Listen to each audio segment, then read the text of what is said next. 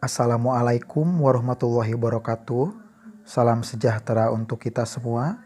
Semoga kita semua berada dalam lindungan Tuhan Yang Maha Esa. Pada kesempatan kali ini, Bapak akan menjelaskan bab 8 mengenai menjadi pembaca yang efektif. Baik, sebelum kepada pembahasan materi, Bapak akan membacakan kompetensi dasar yang harus kalian kuasai. Yang pertama, 3.15, menemukan unsur-unsur dari buku fiksi dan non-fiksi yang dibaca. 3.16, menelaah hubungan unsur-unsur dalam buku fiksi dan non-fiksi. 4.15, membuat peta pikiran atau rangkuman alur tentang isi buku fiksi dan non-fiksi yang dibaca. 4.16, menyajikan tanggapan terhadap isi buku fiksi atau non-fiksi yang dibaca. Materi yang pertama yaitu pengertian buku fiksi dan non-fiksi. Buku fiksi merupakan buku yang berisi cerita, sifatnya imajinatif. Tidak membutuhkan pengamatan dalam pembuatannya dan tidak perlu dipertanggungjawabkan, karena ide ceritanya berasal dari hayalan atau imajinasi penulis. Buku non-fiksi merupakan buku yang berisi kejadian sebenarnya dan bersifat informatif. Dalam buku non-fiksi, membutuhkan pengamatan dan data dalam pembuatannya, sehingga dapat dipertanggungjawabkan isinya. Selanjutnya, ada jenis-jenis buku fiksi dan non-fiksi. Yang termasuk ke dalam jenis-jenis buku fiksi antara lain novel, cerpen, komik, puisi, dan drama. Kemudian, jenis-jenis buku non-fiksi. Yang pertama ada buku pelajaran, kamus, biografi, karya tulis ilmiah, misalnya proposal, skripsi, tesis, dan disertasi. Kemudian yang terakhir ada buku motivasi, dan lain-lain.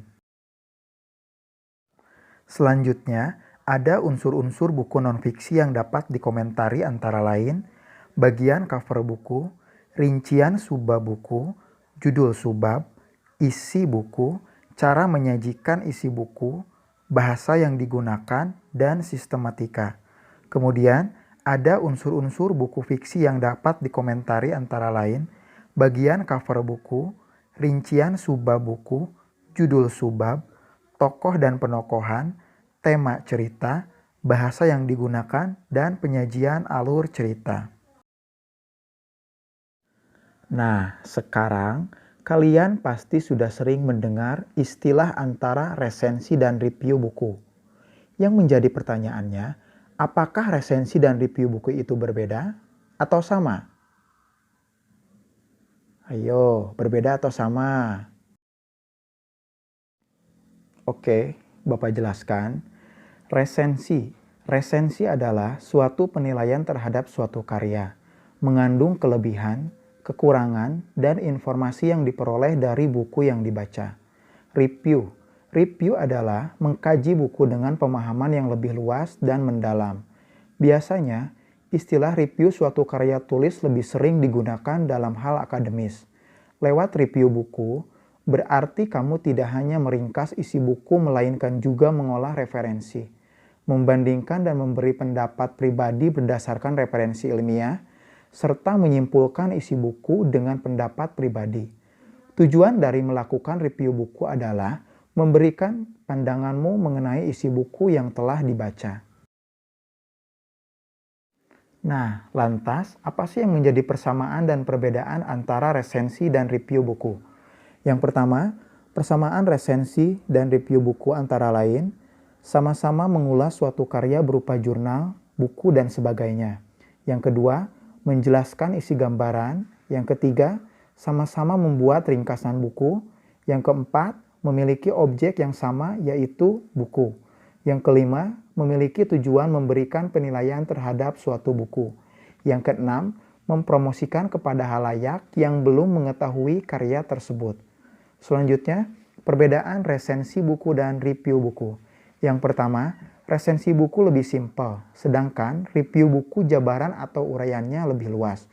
Yang kedua, resensi buku menggunakan bahasa jurnalistik, instan, dalam artian bahasa yang digunakan mudah dipahami. Sedangkan review buku cenderung menggunakan bahasa ilmiah. Yang ketiga, resensi buku tidak mengupas bab per bab, sedangkan review buku bisa bab per bab. Yang keempat, resensi buku tidak bersintesis kembali, sedangkan review buku boleh membandingkan dengan buku yang lain. Yang kelima, dari segi bahasa, resensi buku merupakan istilah yang digunakan dalam bahasa Indonesia, sedangkan review buku merupakan istilah yang digunakan dalam bahasa Inggris. Materi yang barusan Bapak jelaskan didapatkan dari berbagai sumber, antara lain dari buku paket Bahasa Indonesia kelas 7, kemudian sebagiannya lagi dari internet. Sekian yang dapat Bapak jelaskan. Mohon maaf apabila ada kesalahan. Apabila misalnya ada yang ingin ditanyakan, silahkan bisa ditanyakan. Terima kasih atas perhatiannya. Wassalamualaikum warahmatullahi wabarakatuh.